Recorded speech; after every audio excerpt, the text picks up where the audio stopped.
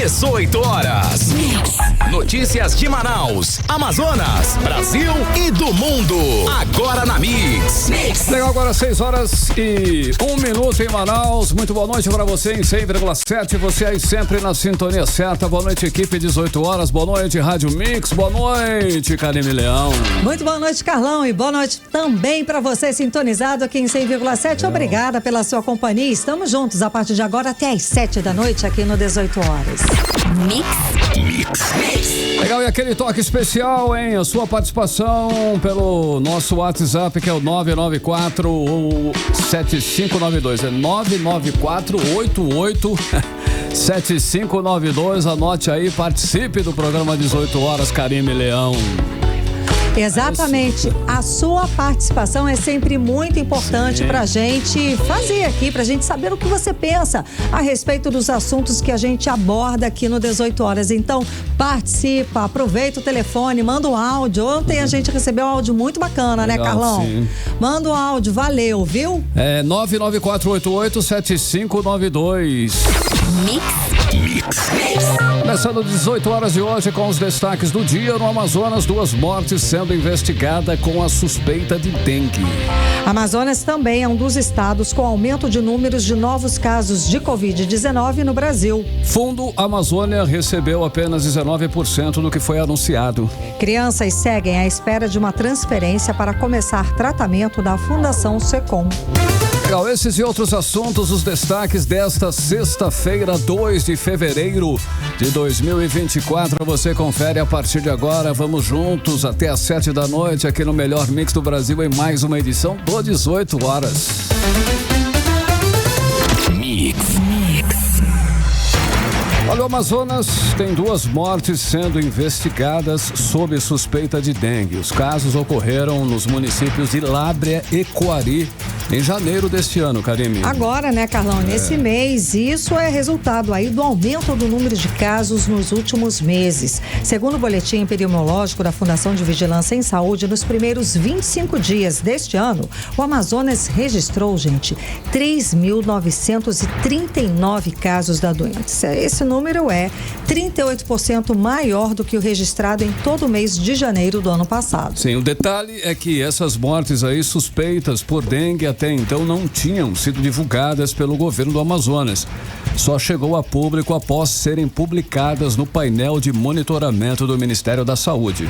Pois é, no ano passado, o Amazonas registrou 12 mortes por dengue. E a repórter Nathalie Moraes está acompanhando esses números, esses casos, direto lá do portal do Ministério da Saúde e traz pra gente mais informações. Boa noite, Nathalie. Então, quando que sai a confirmação se essas mortes foram realmente ocasionadas pela dengue, Nathalie? Boa noite. Boa noite, Karime. Boa noite, Carlão. Boa noite, ouvintes do programa 18 horas. Então, Karime, né, é feita todo um trabalho de análise laboratorial, né?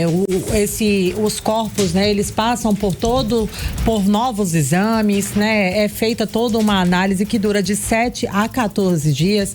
Esse sangue é coletado, é enviado para a Fundação de Vigilância em Saúde, que também passa para a Fiocruz, né, que também trabalha fazendo esse monitoramento, e eu acredito que só daqui a mais ou menos umas 2 semanas a gente deve ter aí essa confirmação desses 2 casos. A gente está falando de 2 mortes suspeitas por dengue que estão sendo investigadas. Essas mortes, elas foram divulgadas no painel de monitoramento do Ministério da Saúde, e aí a gente, como você bem disse, né, Karime, só no ano passado foram 12 mortes para a doença, e a gente está falando de 2 mortes só agora em 2024, no mês de janeiro, já que além de todo o Brasil vem passando por um surto da doença, mas aqui no Amazonas a gente tem tido um aumento bastante expressivo. Segundo o Ministério da Saúde, essas mortes elas foram registradas no interior aqui do Amazonas, né, nos municípios de Lábrea e de Coari. E aí, segundo, né, a análise, o boletim epidemiológico divulgado aqui no estado, o município de Lábrea tem hoje 307 casos prováveis de dengue só agora no mês de janeiro de 2024, né? O município também aparece no topo da lista de maiores taxas de incidência da doença.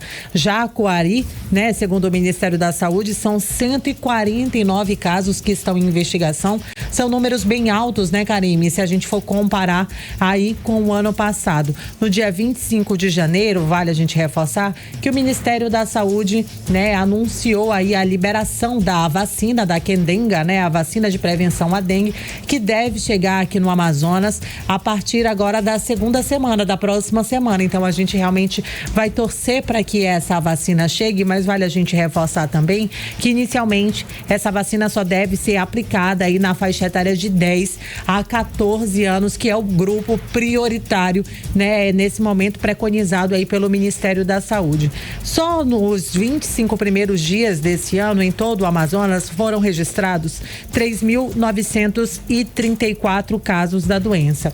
Aqui, Karime, né, a nossa capital, fazia muito tempo que Manaus não era colocado numa situação como está agora. Atualmente, a nossa capital está em situação de alerta por conta da dengue. Foram mais de 570 casos só nos últimos dias que estão sendo investigados. Desses 570 casos, 76 já foram confirmados. Foram 807 casos confirmados após análise laboratorial e outros 1.773 exames estão sendo analisados aqui na nossa capital, ou seja, a gente pode ter uma subnotificação e Manaus pode ocupar ali o topo da lista no número de casos de dengue aqui da nossa capital. Vale a gente reforçar, Karime, né, que a dengue é uma doença febril aguda e ela pode levar à morte. E é um papel de todos nós, enquanto a gente não tem essa vacina aí, para que todos nós possamos fazer aquela fiscalização. Amanhã é sábado, aproveita o fim de semana, né, para fazer aquele checklist diário ali de 10 minutos. Tem água acumulada, vira os baldes de cabeça para baixo, colocar areia nos vasinhos de planta. Tudo para prevenir, né, os possíveis criadouros. É muito importante, gente. O país já tem vários estados convivendo com essas taxas altas de dengue. O Rio de Janeiro hoje vive uma epidemia de dengue, com recordes de internação, inclusive. Karime, é bastante preocupante isso, porque o Amazonas tem agora 2.449 casos aí em análise que podem ser confirmados nos próximos dias como casos de dengue, Karime e Carlão.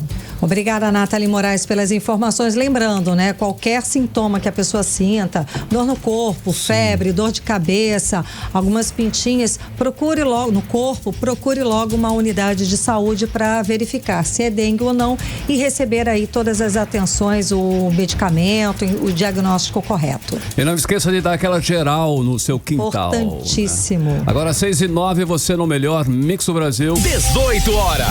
Olha, os casos agudos de Covid-19 aumentaram no norte e nordeste do país. Segundo o relatório do Infogripe da Fiocruz, a retomada da Covid começou pelo centro-sul na metade do ano passado e veio se espalhando pelo país até chegar nos estados da região norte, Karine. Carlão, e o Amazonas é um dos estados que está passando por essa retomada de novos casos de Covid, inclusive com internação de pessoas. Vamos conferir os detalhes agora com a Diné Araújo. Ao contrário do que muitos pensam, a Covid-19 não acabou e está novamente se espalhando pelo país. De acordo com o último boletim Infogripe da Fundação Oswaldo Cruz, a Fiocruz, no segundo semestre do ano passado, começou um movimento de retomada da Covid pelos estados do centro-sul do país. Depois, a retomada do vírus foi observada no Nordeste no final do ano passado e agora é verificada nos estados do norte do país. O pesquisador da Fiocruz, Marcelo Gomes, que coordena o boletim Infogripe, explica que o Amazonas é um dos estados do norte onde a doença tem avançado com força, principalmente entre os mais idosos. É como se a gente tivesse, entre aspas, vendo uma onda que foi percorrendo o país, né? Começou lá no centro-sul e foi subindo, né, de pouco a pouco, né? Então, a gente tem agora esse momento aí na região norte, né? E o estado do Amazonas é um dos estados que está com esse cenário, né? A gente tem visto, fundamentalmente, né, um aumento mais claro nessas internações na população em idade mais avançada, né? Que é a assinatura típica, né, da Covid-19 em termos de internações, não é? Entre as crianças também tem crescido o número de internações, segundo o pesquisador Marcelo Gomes.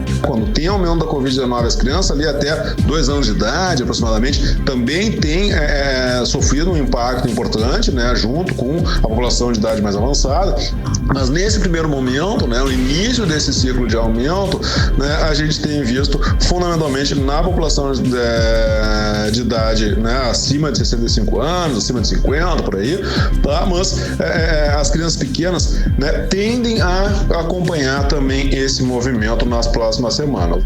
O movimento da Covid no norte do país segue em sentido oposto do centro-sul, região em que a tendência é de queda. A análise da Fiocruz tem como base os dados da semana de 21 a 27 de janeiro e das 6 semanas anteriores, inseridos até 29 de janeiro no Sistema de Informação da Vigilância Epidemiológica da Gripe. Para se prevenir, é preciso estar com as vacinas em dia e usar máscaras caso precise estar em ambientes fechados com alguém com sintoma gripal. Odneia Araújo para o 18 horas. Você está ouvindo 18 horas. Legal, 6 horas 12 minutos em Manaus. Agora no Giro Policial vamos falar, né, assuntos aí sobre polícia. É que uma quadrilha de sequestradores foi presa quando festejava num flutuante de boa no Tarumã, aqui em Manaus, hein, Karime? Carlão, foram presos Leonardo Menezes da Silva de Bala, Lucas Queiroz da Silva, conhecido como Surubim, e Wallace da Silva Tombar, que é conhecido como Neném. Eles são acusados de extorsão, roubo e sequestro de uma gerente de hotel no dia 27 de dezembro do ano passado. E quem tem mais informações a respeito do assunto é o repórter André Meirelles, que está ao vivo aqui com a gente. Boa noite, André. Então, a família da pessoa, dessa empresária sequestrada, chegou a pagar R$50 mil pelo resgate, é isso? André, boa noite. Muito boa noite, Karime, Leão, boa noite, Carlão. Boa noite a você, ouvinte, que nos acompanha nesse momento aqui na Rádio Mix 100.7, também pelo YouTube. Olha, Karime, Carlão, ouvintes, esse caso é de uma mulher de 53 anos de idade, né? É uma gerente de uma rede de hotel. Ela foi sequestrada, isso logo após ter a casa invadida. Esse crime aconteceu no dia 27 de dezembro do ano passado, né? O caso aconteceu ali no bairro Aleixo e, segundo a polícia, a vítima ainda teve os pertences e essa quantia em dinheiro aí roubada, uma quantia em dinheiro roubada no dia em que esses criminosos, eram 5 homens, né? A vítima estava indo trabalhar quando esses 5 homens chegaram ali no local, abordaram a vítima e obrigaram que ela retornasse para dentro, retornasse para casa. E foi nesse momento em que eles acabaram aí roubando os pertences das vítimas ali de dentro, uma quantia em dinheiro, e ainda, segundo a polícia, os criminosos, eles entraram em contato com os familiares pedindo aí a quantia de R$50 mil, isso para que ela, né, pudesse ser liberada, né? E hoje a delegacia especializada em homicídios e sequestros, através, né, do delegado adjunto da especializada, Daniel Antoni, ele prendeu aí os nomes que você falou, né, Karime? Os 3 Daniel, né, envolvidos Lucas, nesse caso. Wallace. Eu tenho uma pergunta, você sabe se ela ficou na casa dela ou ela foi levada para algum cativeiro? Na casa dela mesmo. Ela ficou ali feita como refém. Como refém, exatamente. Certo. Então ela estava saindo para trabalhar, então ela foi abordada por esses criminosos que, armados, obrigaram que ela voltasse para casa, né, ficasse ali. Eles ameaçaram ela o tempo todo. Certo. E eles fizeram a limpa, roubaram o que quiseram, e aí eles... A família recebeu 50, a família, né, passou os R$50 mil para que os bandidos pudessem fugir, sair. Exatamente, foi feito tudo ali na casa dela. Olha só como é que é a situação dos bandidos, cada vez mais audaciosos, né, nessa situação. Inclusive, no momento em que ele estava... o que foi que aconteceu desses criminosos? A polícia, então, fez uma investigação e soube onde é que estava um desses suspeitos, né? Foram 3 aí que a gente falou aqui. Eles estavam participando de uma confraternização ali em um flutuante no Tarumã, e foi o exato momento em que os policiais civis ali da delegacia especializada em homicídios e sequestros chegaram no local e efetuaram a prisão. Quem conta isso pra gente é o delegado Daniel Antoni. Vamos conferir. Essa prisão é um desdobramento do caso de um sequestro que houve em dezembro do ano passado, no fim de dezembro do ano passado. As equipes à época conseguiram prender um dos elementos que participaram do sequestro e do roubo em flagrante, e as investigações seguiram, e na tarde de quarta-feira nós conseguimos aí efetuar a prisão de mais 3 suspeitos. Essa prisão foi efetuada com a ação conjunta entre a Delegacia de Homicídios, a Secretaria Executiva de Inteligência e a Delegacia Fluvial, onde aí nós conseguimos, através de investigação, localizar os 3 indivíduos que estavam aí confraternizando em um flutuante na orla aí do Tarumã. 18 horas. Karime, Carlão e ouvinte, a gente ouviu a fala do delegado Daniel Antoni, ele que é delegado adjunto da Delegacia Especializada em Homicídios e Sequestros, falando aí sobre esse caso, né, desse sequestro dessa mulher de 53 anos de idade, uma gerente de rede de hotéis aqui em Manaus. E segundo o delegado também, Karime, Carlão, tudo indica que os suspeitos, eles não escolheram a vítima aleatoriamente, já tinham levantado várias informações a respeito dela. Apesar disso, o delegado diz que o grupo já tinha histórico de outros crimes, mas que sequestro não era muito a especialização aí desses criminosos. Então, a princípio, a polícia tinha informação de que 5 pessoas tinham participado do crime, mas este número aumentou para 7, isso no decorrer das investigações. O primeiro a ser preso foi o mentor do crime, Raimundo Pontes Marques Filhos, de 46 anos. Com ele foram encontrados aí pertences e o carro usado no sequestro. Agora, com a prisão desses 3 que ocorreu aí pela DHS, do Dibala, Surubim e Neném, a polícia contabiliza 4 presos, só que ainda, Karime, Carlão e ouvintes, ainda tem 3 foragidos. Vale lembrar que, além do sequestro e da extorsão, o grupo também responde por roubo, uma vez que eles invadiram a casa e roubaram objetos de valor da vítima e dos demais moradores da casa, né? O trio preso recentemente, segundo informações da polícia, não quis colaborar com as investigações. O que eles fizeram? Aquele direito, né, que as pessoas têm de se manter em silêncio sob a instrução dos advogados.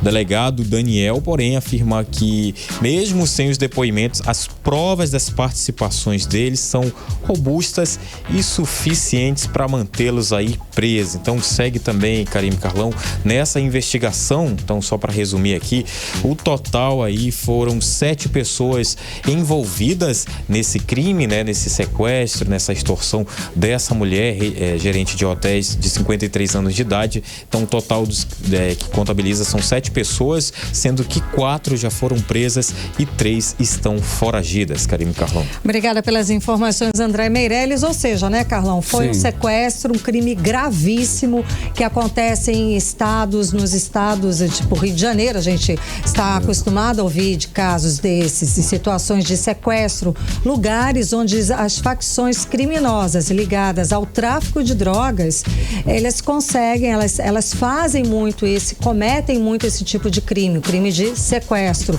E a gente aqui está sem informação. Ótimo, maravilha, os homens da polícia fizeram o trabalho, prenderam os bandidos, louvável, né? A gente tem muita gratidão e muito respeito ao trabalho dos policiais, a polícia que está diariamente na rua, colocando a sua vida em risco para trabalhar, para proteger a vida do cidadão. Maravilha. Agora, e essa informação que falta? Como é que a gente vive numa cidade sem informação, sem saber os crimes que acontecem? Porque eu não tinha ideia desse tipo de crime aqui em Manaus. A gente não sabe que isso acontece. Tanto é que eles não eram nem especializados, que nem o André falou. Agora eles estão se especializando, né? Isso aqui é o detalhe. Aí, né, é um alerta, exatamente, Carlão. Aí é um alerta. Ou seja, tá fácil. É uma modalidade nova chegando. Tá fácil, é fácil colocar alguém em cárcere privado, é fácil deixar alguém de refém, levar 50 mil e sair festejando num flutuante. Não, a resposta da polícia realmente tem que ser imediata. Tem que prender. não pode ser fácil assim, porque o que a gente está vendo é que a criminalidade tendo muito espaço, trabalhando e fazendo ações cada vez mais ousadas, e a gente sem nem informação a respeito do assunto. A gente não sabe quantas situações, quantos crimes dessa natureza, de naturezas mais graves, devem estar acontecendo nesse momento que a gente não tem informação. E será que isso vai depois para o relatório final? Aí é difícil. A gente tem que trabalhar com a inteligência, porque esse tipo de crime, se está começando a acontecer aqui, é mais do que na hora de acionar e de investir e de se ter uma inteligência na polícia, para que aí sim dê condições para que esses homens fardados e mulheres vão lá, consigam agir com informação, porque sair assim ao léu sem ter informação, o que a gente sabe é que a polícia trabalhando com informação e estratégia, ela age antes do crime acontecer. 6h21, você era o melhor mix do Brasil, 18 horas no ar com os destaques do dia. 18 horas. Olha, o Fundo Amazônia recebeu apenas 726 milhões de países em 2023. Isso representa apenas aí 19% do que foi anunciado para projetos de preservação da Amazônia, Karime. Olha aí, Carlão, ou seja, muita publicidade, muito carnaval, Só H, Só H. Para pouco dinheiro, tá? E para falar mais sobre esse assunto, vamos chamar o nosso correspondente em Brasília, o jornalista Carlos Eduardo Matos. Cadu, boa noite, bom te ver, Cadu, tudo bem? Cadu. Boa noite. Então, Cadu, por que chegou tão pouco dinheiro? O que aconteceu? É tão Cadê pouco, não? Cadê o resto, né? Conta mais, boa noite. Essa que é a pergunta, cadê o resto, né? Porque a grana não é pouca, né, Karime e Carlão? Boa noite pra vocês, boa noite, Carlão, boa noite, meu querido, boa noite, ouvintes do programa 18 horas. Bom, gente, deixa eu explicar para vocês por que não chegou pouco dinheiro, né? Segundo o BNDES, o Banco Nacional de Desenvolvimento Nacional, que é o órgão que gerencia o Fundo Amazônia, o motivo seria os entraves diplomáticos na transferência do recurso de um país para o outro, né? Como se trata de um programa internacional, ou seja, um país vai investir em um programa de meio ambiente de outro país, no caso o Brasil, os mecanismos de transparência são bem mais rigorosos, e aí a demora do repasse do dinheiro. Mas, Karime, eu não creio que deva durar um ano inteiro, né? Pelo amor de Deus. No ano passado, vários países aí nas andanças de Lula pelo exterior prometeram ao presidente doar recursos ao Fundo Amazônia, e acabou que algumas promessas ficaram na conversa, ficaram no gogó. Por exemplo, os Estados Unidos prometeu doar 2,5 bilhões de reais ao Fundo Amazônia. Foi o presidente Biden que falou isso daí. 2023 passou, Karime, e foram repassados só 15 milhões de reais. Olha a diferença, hein? A União Europeia, que prometeu 107 milhões de reais, não pagou, ficou empenhado para esse ano. Então, penduraram a conta aí, botaram fiado, né? Só quem honrou compromisso, Karime, ou seja, quem prometeu e pagou efetivamente, foi a Suíça, né? Que disse que ia doar 28 milhões de reais e doou. O Reino Unido também, que depositou 497 milhões de reais, foi o maior valor do ano, viu? A Alemanha pagou aí 186 milhões, a Alemanha já fez outros depósitos em anos anteriores, e essa turma aí foi de rocha realmente, como dizem os gaúchos, foi fio do bigode. Somando tudo, Karime, deu 726 milhões de reais em doações, que apesar da gente dizer aí é só 19% do que está prometido, é um valor pequeno e tal, mas é um valor que foi um valor comemorado pelo BNDES, Karime, porque entre 2019 e 2022, governo de Jair Bolsonaro, o Fundo Amazônia não recebeu nem um centavo, daí o motivo da comemoração. Em 2023, houve esse salto se comparando a 2009, na verdade, que foi o segundo ano de funcionamento do Fundo Amazônia, que aí que recebeu bastante recurso, até mais, quase 800 milhões de reais. Excelente esse número, mas a questão aí é que teve muita pendura, né? Como eu falei, muito fiado nessa história. Alguns países deixaram para esse ano a ajuda ao Fundo Amazônia. Ficou aí pendurado, Karime, 3 bilhões e 100 milhões de reais. Ficou dos Estados Unidos pagar o restante, no caso 2 bilhões 435 milhões, a Noruega pagar 245 milhões, o Reino Unido passar a outra parte, né, 208 milhões, e a União Europeia pagar afinal aí os 107 milhões de reais, e a Dinamarca pagar também 107 milhões de reais. vamos ver se essa turma vai ajudar a gente, né, Karine? Se é real, se eles vão repassar mesmo, né, Cadu? Será que a gente fala o presidente assim. Lula viajou. Sim, a gente fala Diga, de uma. Karine, É muito. Imagina, eu que estou atravessando aí, mas é muito dinheiro, né, gente? Que na prática, cadê, né, também? Para onde que é usado? Exatamente. Vem para cá, vem para onde? sim, para onde vai ser? Até agora tá em 700 milhões, mas cadê, né? É verdade. Cadê de novo, né, Carlão? Cadê? Isso. Aonde foi? E é isso que eu ia dizer, você tem muita razão. Vocês têm razão aí quando dizem que é muita publicidade, pouco dinheiro. Você disse isso, né, Karine? Acho que está faltando o governo explicar melhor para a sociedade o que é o Fundo Amazônia, de que maneira vem investindo o dinheiro dessas doações, quem está se beneficiando, né? Falta mais transparência na publicidade do Fundo Amazônia. E não só usar o Fundo Amazônia como moeda de troca e de propaganda política, porque aí fica essa pecha, né? Que é o que está acontecendo. Ouve falar do Fundo Amazônia, mas ninguém sabe o que é e o que está sendo usado. Para onde vai, né? E outra questão, esse assunto a gente está abordando aqui porque o BNDES fez essa divulgação dos dados, né, dos dados de 2023. E aí a diretora socioambiental do BNDES, a Tereza Campelo, ela foi perguntado a ela sobre a questão da BR-319, né? Se é possível usar o recurso do Fundo Amazônia para pavimentar a BR-319. E aí ela disse de forma taxativa que não é possível e nem adequado, segundo ela, usar esse recurso do fundo para pavimentar a 319. A gente vem falamos aqui que o Congresso Nacional, a Câmara dos Deputados, no caso, aprovou um projeto de lei nesse sentido. O ministro dos Transportes, Renan Filho, lançou também essa ideia, né? Mas aí a diretora cortou e aparou, disse que isso fere os princípios do Fundo Amazônia. E aí, se o Estatuto do Fundo Amazônia for alterado para permitir a recuperação da estrada, aí há sim o risco de que os países doadores não façam mais doações daqui para frente. Arrumar uma desculpa. Então, o BR-319 está meio... tá entre a cruz e a espada. Nós estamos entre a cruz e a espada. É muito provável que, se a BR-319 for pavimentada, se houver esse milagre, não vai ser dinheiro do Fundo Amazônia. Enfim, Karine e Carlão. Beleza, Cadu, olha só, procede a informação que de cada R$4 investidos pelo governo federal, vem de emenda parlamentar, Cadu? Procede, Carlão, e preocupa, viu? O IPEA, que é o Instituto de Pesquisa Econômica e Aplicada, fez um levantamento com base nos dados de 2023, que diz o seguinte: no ano passado, o governo federal gastou 70 bilhões com investimentos, obras públicas, construção de prédio, compra de equipamento, máquinas, enfim. Não é custeio, não é manutenção, né? É investimento, é comprar algo novo, fazer alguma coisa para melhorar, né? 70 bilhões de reais, Carlão, para um país como o nosso, enorme, é pouco dinheiro, é quase nada, na verdade. O orçamento apertadíssimo para investimentos. Ainda assim, 27% desse valor aí vieram das emendas parlamentares. Ou seja, o governo executou, mas a mando dos congressistas. Por que isso acontece? Porque está lá na Constituição que os parlamentares têm direito de encaminhar uma parte do orçamento público, para as suas bases políticas.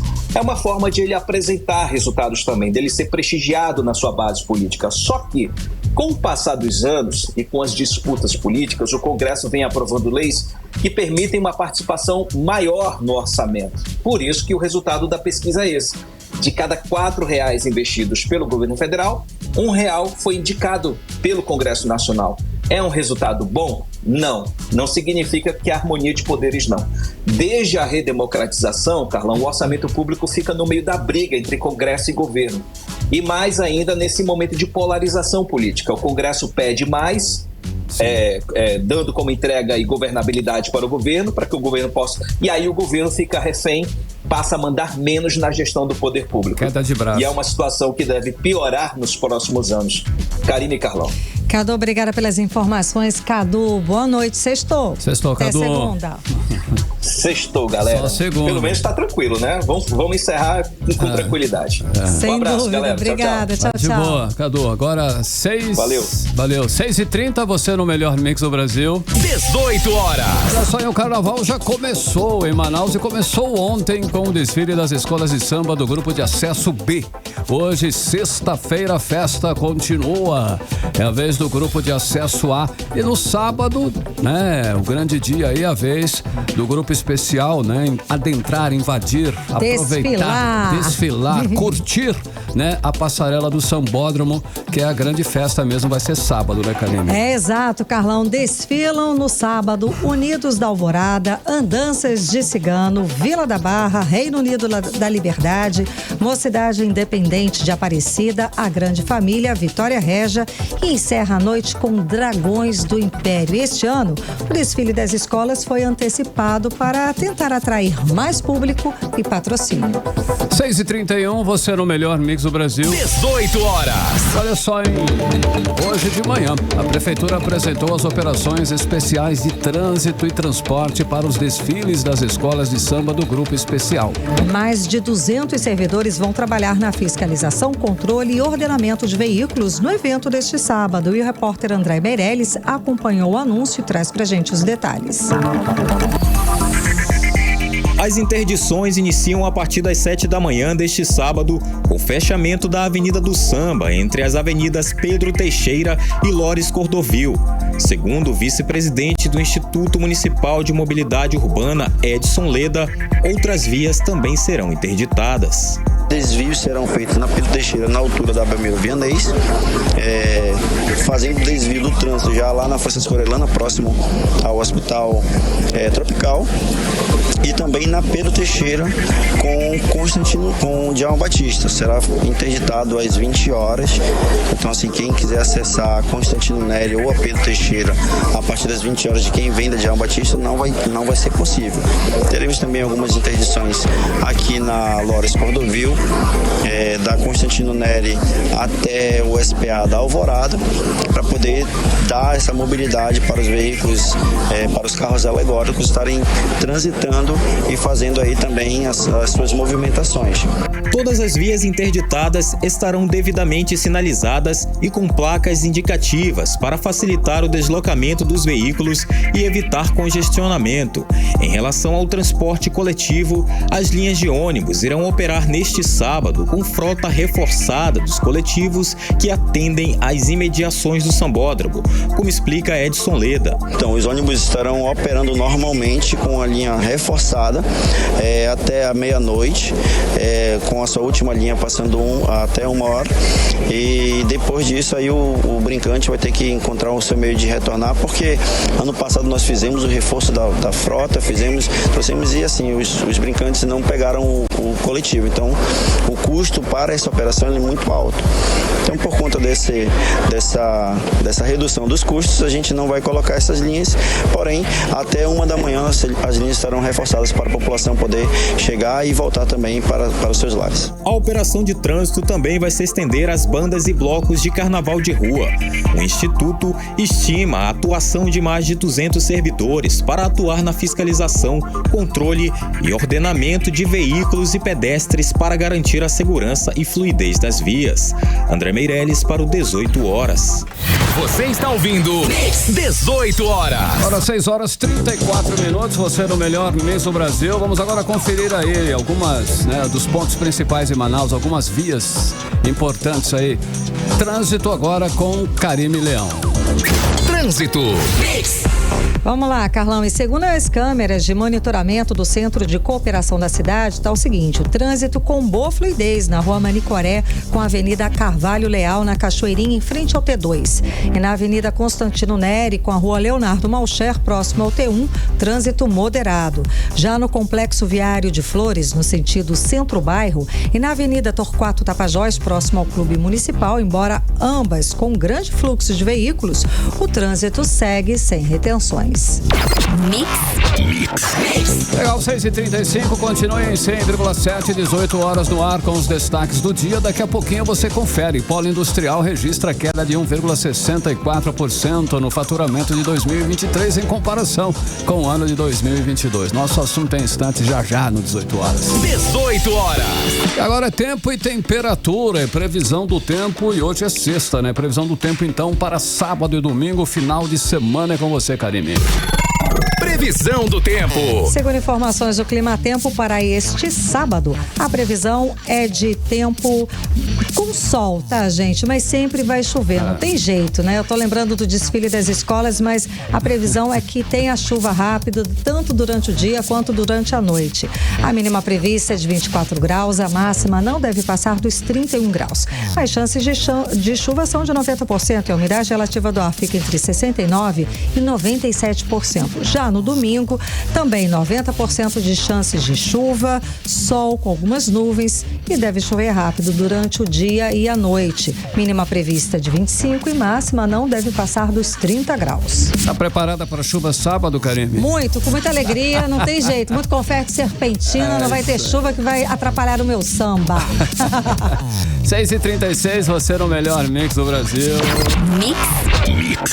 Olha só, o Rio Negro subiu 8 centímetros de ontem para hoje, elevando para 21 metros e 28 centímetros o nível do rio no Porto de Manaus, Karime. E o Rio Negro fechou o mês de janeiro com um nível de 21 metros e 17 centímetros. Essa marca é 53 centímetros menor que a registrada no dia 31 de janeiro do ano passado, ano em que o Rio Negro teve a maior vazante da história. Preocupante, né, Carlão? Sim, em relação a 2021, Karime, quando tivemos aí a maior cheia, a cota de janeiro desse ano ficou 3 metros e 26 centímetros abaixo. Traduzindo, o nível do rio está ainda muito baixo, então complicado. 6h37, você no melhor mix do Brasil. Mix. Olha só, hein? Agora domingo, 4 de fevereiro, é comemorado o Dia Mundial de Combate ao Câncer, doença que cada dia faz mais vítimas. Um dia importante, Karime. Sim, Carlão, e segundo a estimativa do Instituto Nacional de Câncer do Ministério da Saúde, o Amazonas deve registrar 5.450 novos casos da doença esse ano em 2024. Olha só, os tipos que devem ser mais comuns entre os amazonenses esse ano são os de colo uterino, próstata e mama, como explica a repórter Nathalie Moraes. O Amazonas deve registrar este ano 5.450 novos casos de câncer, segundo estimativas do Instituto Nacional do Câncer do Ministério da Saúde. Adotar hábitos saudáveis são essenciais no combate à doença. Para falar um pouco mais sobre esse assunto, a gente conversou com a oncologista Poliana Singhironi, da Fundação SECOM.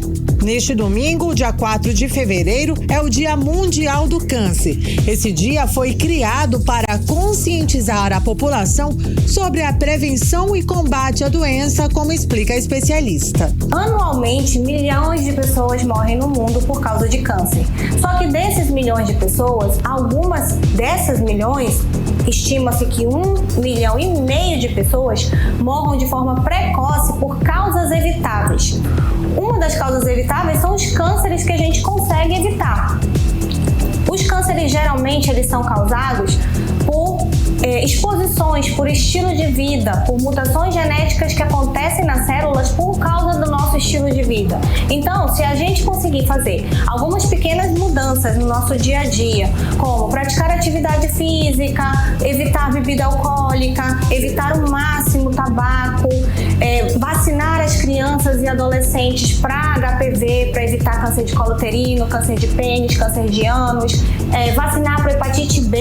Então, são coisas parecem pequenas, mas que causam um grande impacto. Entre as mudanças nos hábitos de vida, a médica oncologista destaca a necessidade de praticar atividade física, evitar bebidas alcoólicas e também o tabaco. Então, vamos aproveitar essa data para nos inspirar com mudanças mudanças de hábito, com mudanças de atitude no nosso dia a dia e sempre mantendo nossa visita periódica ao médico. Dos 5.450 novos casos de câncer esperados para 2024 aqui no Amazonas, os mais frequentes são o colo uterino, próstata e mama.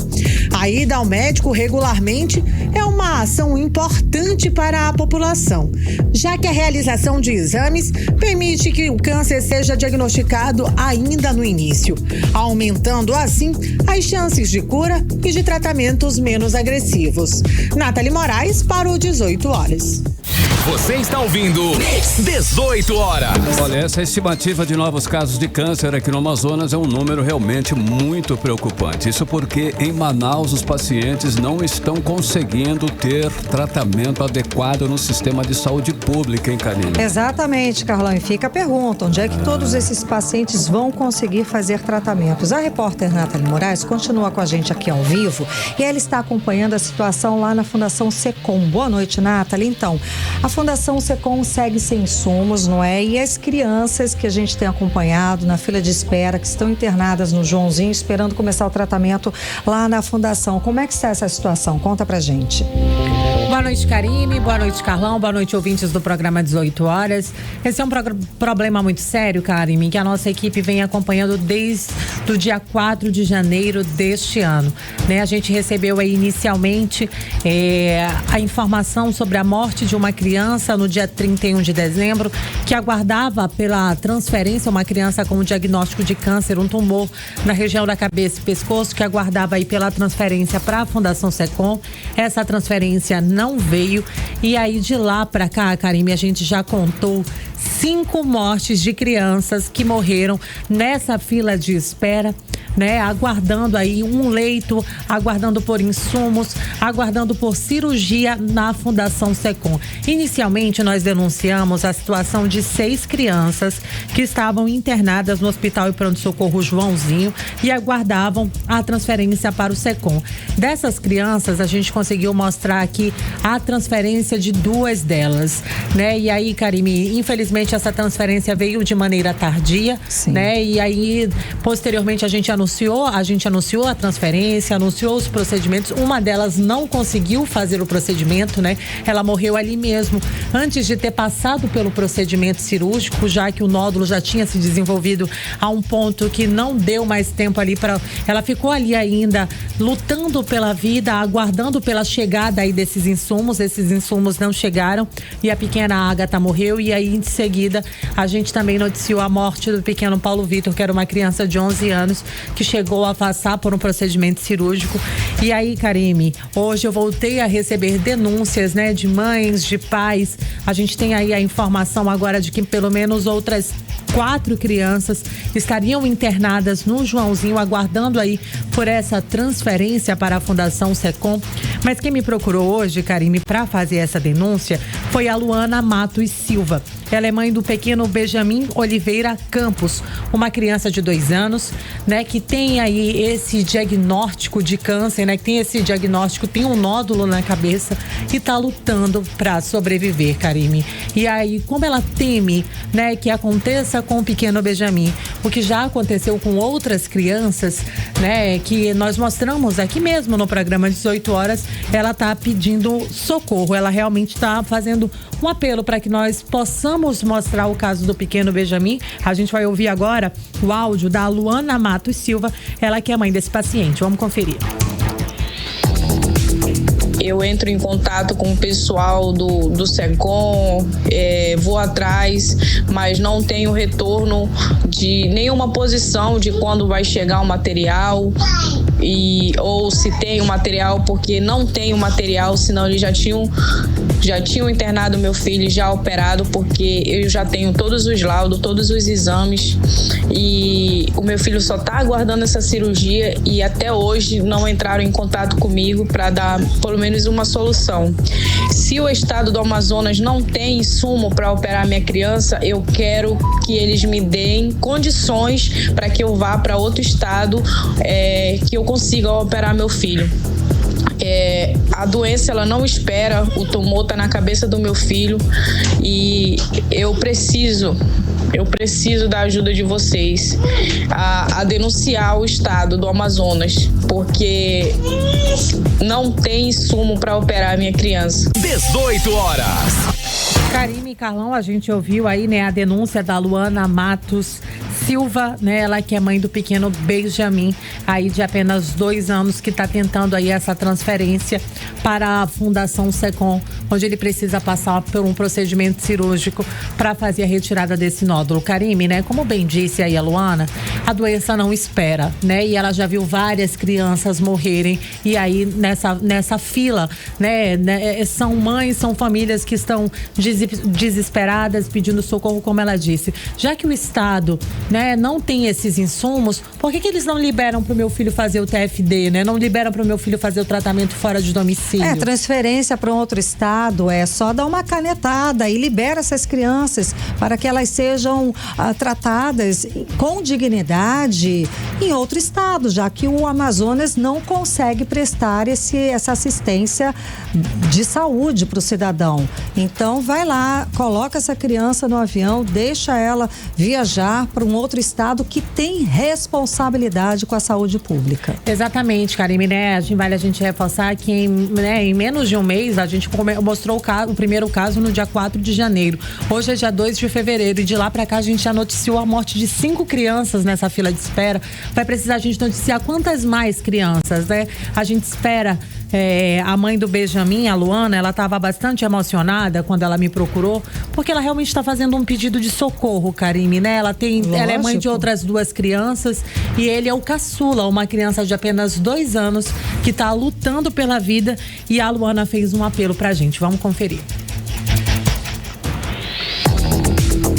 Eu sou mãe, eu tenho 3 filhos e o meu caçula de 2 anos está precisando dessa cirurgia. E eu preciso que alguém que puder me ajudar a conseguir a cirurgia do meu filho. Eu vou fazer, eu vou atrás. Então, gente, quem estiver me ouvindo que possa me ajudar, me ajude. 18 horas. Karime e Carlão, a gente ouviu aí esse apelo emocionado dessa mãe, né? E é realmente de cortar o coração. Demais, é de cortar o coração, é cruel, é criminoso como essa gestão deixou a saúde pública do estado do Amazonas. Nathalie, muito obrigada pelas informações, por essa atualização, por mais esse soco no estômago. Não tem como a gente não ficar abalado. Só pra gente reforçar, né, Karime? A gente vai seguir acompanhando e vai continuar cobrando da Secretaria Estadual de Saúde, do senhor governador Wilson Lima, né, uma resposta sobre a transferência e sobre o tratamento digno para todas essas crianças. Karime, pelo menos, né, uma resposta. A gente não recebe resposta, a gente não recebe uma satisfação, mas não é a gente que quer e que está cobrando, não. É o Estado que deve satisfação para a sociedade, para essa sociedade que paga imposto caro.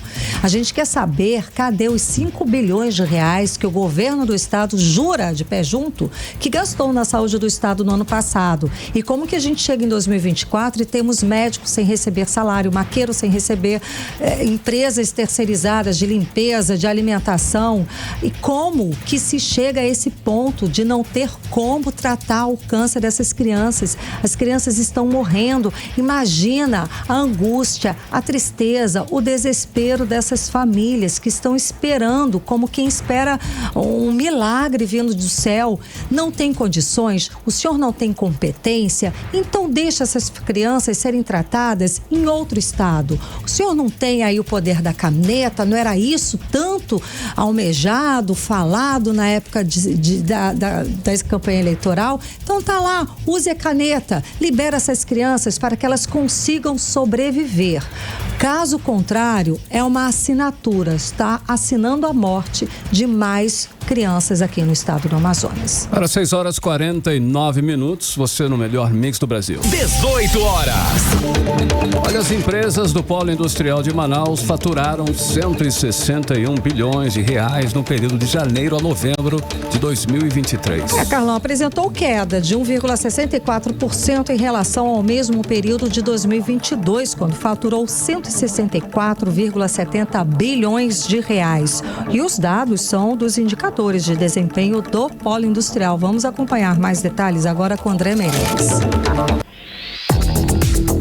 O valor total do faturamento que as empresas do PIM, Polo Industrial de Manaus, acumularam de janeiro a novembro de 2023 foi de 161 bilhões e 2 milhões de reais, conforme os dados da SUFRAMA, Superintendência da Zona Franca de Manaus, de janeiro a novembro de 2023, em relação a 2022. O destaque de crescimento foi para o setor de vestuário e calçados, que faturou 46 milhões e 47 mil reais e teve um crescimento de quase 48%. No mesmo período, o polo de duas rodas também cresceu. O faturamento de 28 bilhões e 44 milhões de reais teve crescimento de 17,13%. E na média mensal de empregos entre colaboradores, incluindo efetivos temporários e terceirizados, está em 112.533. O valor é 1,50% maior que a média mensal no mesmo período de 2022. Embora os dados apresentam um crescimento em alguns setores do Polo Industrial de Manaus, no faturamento geral de janeiro a novembro de 2023 em relação a 2022, a SUFRAMA teve queda de 1,64%. O superintendente da SUFRAMA, Bosco Saraiva, afirmou que apesar de 2023 ter sido um ano de redução econômica, a expectativa para 2024 é positiva. Nós estamos totalmente dentro da expectativa. Esse faturamento ele confirma as previsões dos nossos economistas e aguardando dezembro para ver se a gente consegue atingir a marca do ano anterior. Apesar de ter sido um ano com retração econômica, com as dúvidas da reforma tributária e também com a estiagem medonha que aconteceu na nossa região de forma inédita, o faturamento está efetivamente dentro das expectativas. Bosco Saraiva explica ainda que outra expectativa para 2024 é o recente anúncio do governo federal da Nova Indústria Brasil, que deve abrir perspectiva para a indústria brasileira e, consequentemente, para o Polo Industrial de Manaus. Nós atribuímos isso efetivamente à aprovação da reforma tributária da forma e com o texto que se transferiu, que o Congresso aprovou para estar contida na nossa Constituição, que dá total segurança jurídica a quem quiser empreender no Amazonas pelos próximos 50 anos.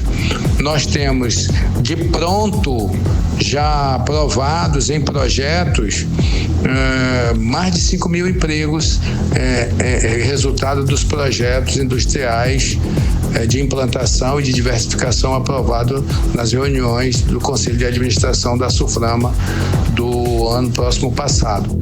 A nova política industrial conta com ações de estímulos que passam pela oferta de linhas diferenciadas de financiamento, direcionamento das compras governamentais a produtos com quantidades mínimas de conteúdo local, estímulo à inovação e outras ações, inclusive regulatórias. André Meirelles para o 18 horas. Você está ouvindo 18 horas. Agora em Manaus, 6h53. Vamos chamar a Cíntia Blink para a gente conferir os bastidores da política local. Cíntia, boa noite, Cíntia. Ô, Cíntia. Olá, você escuta a gente? Boa noite. Boa noite, Cíntia. Então, conta pra gente o seguinte. O governador Wilson Lima diz que ele vai, terça-feira, na leitura da mensagem do prefeito Davi Almeida, na reabertura dos trabalhos da Câmara Municipal de Manaus. Vai ter esse encontro, Cíntia? Conta mais. Boa noite, Karine. Boa noite, Carlão. Todo mundo está com a gente na 100.7. Pois é, vamos lembrar que Davi Almeida não foi, né? Levou falta na leitura da mensagem governamental do Wilson Lima ontem, na abertura do trabalho da Assembleia Legislativa. E isso foi o que marcou o dia de ontem, né? Então agora vem aquela volta do anzol, porque terça-feira vem Câmara e é a leitura de Davi Almeida. E agora a gente tem esse outro cenário. Bom, quem decidiu não ir nem mandou representante foi Davi Almeida. O Wilson Lima aparentemente não está tendo esse problema, né? Vai comparecer, afinal, ele está na casa dele também, porque a Câmara tem se mostrado mais voltada ao governador do que ao prefeito. Então, na verdade, Davi Almeida é quem está num momento complicado aí, o que mostra muito da eleição de 2024, do que vai vir e do cenário que já estava sendo programado para esse ano. Karine, Carlão. Ei, Cíntia, olha só, o deputado Paulderney Avelino, ele diz que a União Brasil tem mais de um prefeiturável. E Roberto Cidade não é consenso no partido do governador. Procede, Blink? Então, ele, apesar de ele dizer assim, tem o Cidade, mas não tem só o Cidade, ele não trouxe nenhum nome, né? Sim. Ele não falou, tem o Cidade e tem fulano. Não, ele falou, não tem só o Cidade, é um partido grande, muitas opções, e ele não deu esse nome. Agora, o que eu sinto do Paulderney em Brasília, nesse momento dele em Brasília, que não é uma pessoa que está pela primeira vez lá, longe disso, é que ele está buscando paz, sabe? Ele não está lá para fazer oposição a Dilma, ele não, ao Lula. Lula, né? Presidente. Não está lá para fazer oposição também ao governador Wilson Lima, porque eles estão num momento de muita paz. Ao mesmo tempo, ele solta essa, né? Esse pequeno veneninho ali, falando que não tem falsidade. Ele está preparando, né? Mas ele também não traz nenhum nome. Enfim, mas de fato a União ainda não bateu o martelo sobre o Cidade, não. Tanto que ontem, na mensagem do governador, ele não falou, não anunciou, não fez nenhum anúncio nesse sentido. Legal. Karine, Cíntia, para finalizar, conta pra gente como é que foi o primeiro dia aí de trabalhos na Assembleia. Muitos vetos, viu? Eita. 20 vetos de projetos de lei, sendo que 19 vetos totais e um veto parcial. Todos os vetos são de projetos da base. Até porque a Assembleia praticamente inteira é base. Só tem um deputado de oposição, que é o Wilker Barreto, que eu tenho sentido um pouco quieto, digamos assim, desde o ano passado, porque pode dizer, começou agora, né? Então ele tá quieto por isso. Não, eu acho que desde o ano passado, eu acho que ele tá mais na dele. Talvez, vamos acompanhar esse ano para ver se ele vai se movimentar mais. O único veto parcial, que é aquele que ainda tem chance de retirarem, né, enfim, era a deputada Joana Dark, sobre o Código de Direito de Bem-Estar Animal do Amazonas. É isso, eu volto segunda com mais informação. Até segunda, Cíntia. Boa noite. Tchau, tchau. Tchau, tchau. Mix. 18 horas. Esporte. Cid Soares da área. Já tem resultado da rodada de hoje do Barezão. Tem, claro. Boa noite. Boa. Tudo certo? Karine, Carlão, olha, com um gol nos acréscimos aí do segundo tempo, São Raimundo está classificado para a segunda fase do primeiro turno do Campeonato Amazonense. E a vitória sobre o Unidos do Alvorada hoje, lá no estádio Carlos Amit, veio em um gol de pênalti com Marquinho, nesse duelo que abriu a quarta rodada do Barezão. Com a vitória, o São Raimundo chega aos 8 pontos e ocupa atualmente a primeira colocação no grupo B. Já o Alvorada, né, segue aí com 1 ponto, sem ainda vencer na competição. Ocupa a lanterna do grupo A. E no primeiro jogo do Amazonas Futebol Clube como mandante, após o lançamento do seu programa de sócio-torcedor, o time entra em campo neste sábado, dia 3, portanto, amanhã, às 3:30 da tarde, no estádio Carlos Amit. A expectativa fica pela utilização do atacante Jô e dos reforços anunciados nesta semana, o zagueiro argentino Ivan Alvarinho e o volante Felipe Bastos. Os dois últimos já foram regularizados e já estão à disposição aí do técnico Luizinho Vieira, enquanto o centroavante aguarda a publicação do seu nome no BID. Por outro lado, o treinador não poderá contar com os volantes Jorge Jimenez e Guilherme Mantuan, com o meia Eduardo Teixeira e com o atacante Gustavo Hermel. todos entregues ao departamento médico do clube. Deu muito BO nessa temporada. Enfim, tá? O negócio tá ficando feio. Dos 4 desfalques, o mais sentido deve ser de Mantuan, que havia sido titular em todas as partidas disputadas na temporada até o momento. Desses pontos da tabela aí de classificação, e em 4º lugar no grupo A, o Aurinegro busca agora a sua vitória em 2024 diante do Rio Negro, que também soma 2 empates, mas ocupa a lanterna da chave B, sem triunfos até o momento. A partida desse sábado terá transmissão ao vivo e com imagens da detentora dos direitos do amazonense, tanto no canal aberto quanto no YouTube. Para encerrar, olha, a Federação de Futebol do Estado do Rio de Janeiro alterou o horário do jogo entre Vasco e Audax, válido pela 7ª rodada do Carioca. A partida acontece aqui em Manaus, na Arena da Amazônia, às 8h15 da noite, horário de Manaus. E esse será o 2º jogo do Campeonato Carioca disputado em Manaus em 2024. O primeiro foi com a vitória do Flamengo aí sobre o próprio Audax por 4-0. É o que tínhamos para hoje. Valeu, Cid Soares. Bom fim de semana. Até segunda. Mix. 7 em ponto. Seguimos direto para o editorial 18 horas. Editorial 18 horas. A prisão dos sequestradores de uma empresária em Manaus deve chamar muita atenção das autoridades. As investigações devem ser aprofundadas para saber se os criminosos têm relação com o crime organizado. Já se sabe que alguns deles tiveram passagem pela polícia por roubo e homicídio. É importante que a polícia verifique se as facções estão partindo para este tipo de crime. Os sequestros são constantes nos países onde as facções do narcotráfico têm mais poder, onde usam o terror contra a população indefesa e também contra as autoridades. O sequestro é um dos piores crimes, por troca a vida das pessoas por muito dinheiro, e deve ser tratado com todo o rigor pelas autoridades policiais e pela justiça, para que esse tipo de terror não se instale no Amazonas, cuja população já sofre com os altos índices de crime violentos, devem ser tratados com atenção pelas autoridades. 18 horas. 7-1, Karime, boa noite, até segunda e bom sábado de carnaval pra você. Valeu, gente. Beijo, bom carnaval. Tchau. Você ouviu 18 horas. As notícias do Brasil e do mundo. De volta amanhã.